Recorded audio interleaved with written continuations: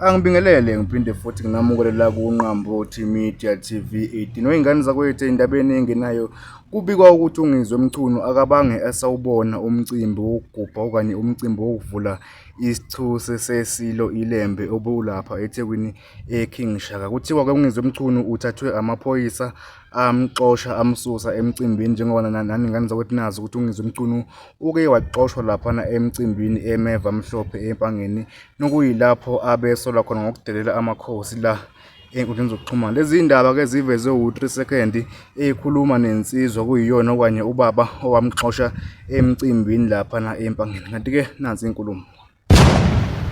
Benginikezela inye igama ongala. Ngithi mina unikezwe ubani na? Uthi usunikezwe lo mfana lona usingasamfana. Ngithi mina leli gama lithini uyangitshela ukuthi uthe lo mfana usulokungani? Usuqaqela iphalishi. Utheni yami?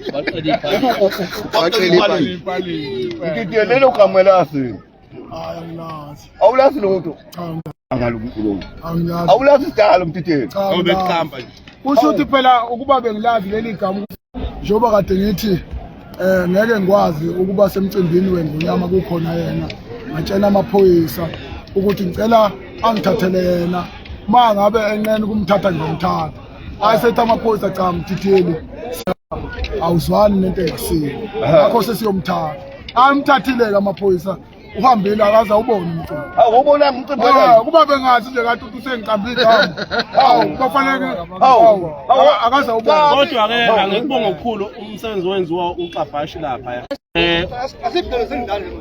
usingasemfene umfowethu akaxolisa lapha kahle kahle lapha enkosini uZungu wamphephisa engabuki yena njengomdideli ukuthi waqhamuka semgxavunda kanje wemphephisa ubalekile so uNgizwe bafowethu ubalekile ziningi izinto ezinhle akazenzile abikho kisoka bengenasithi kodwa la okusheleleke khona ulimi akasheshe kulungise ngoba ngelinye ilanga sengagcine kwakheke ezinye zezinto sengayigcine sezakhela izitha ngongenasidingo kodwa nje bafowethu masomela iqiniso ziningi izinto emacibini thina nje siyakhala ngayo siyamthanda kodwa lokhu akakwenzeni ngoba phela sethinta amakhosi kusesekuyinkinga ngcono nokube bethinta ezinye insizwa ngoba vele insizwa ziyanyathelana kodwa mase kuthinteka amakhosi siyakucela nje Ngizwe mfowethu ungakithi ungakwethu mfowethu noma makuthiwa wawudlala leyanto namanje ayisawundi kahle amakhosi avikelwa ithini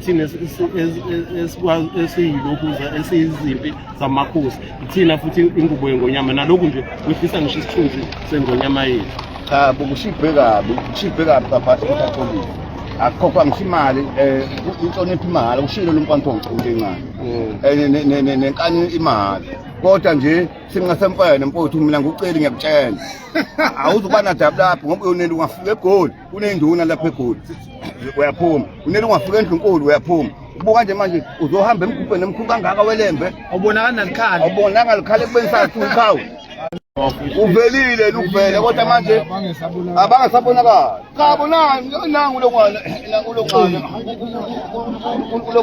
umdideli uxu nelo wambona ngobuya cha sengithi mina cha umdideli uthi umdideli kanankinga na befanta kuxoxa khona izothoba ukuthi uqhube womdelele futhi izo wabisa umuntu omdala ngokwaqela iphalishi uzumdelelayo singasempani ngehlise uxolise buze ekhaya singasempani ngoba kwenza lokho uvale uqala ugcilazeka uyagcilaza kabi yomncane nabi uzobona ulala ngayo izipijama ayingahloniphi manje simele umfana uma engahloniphi hayi ngeke akakhohlwa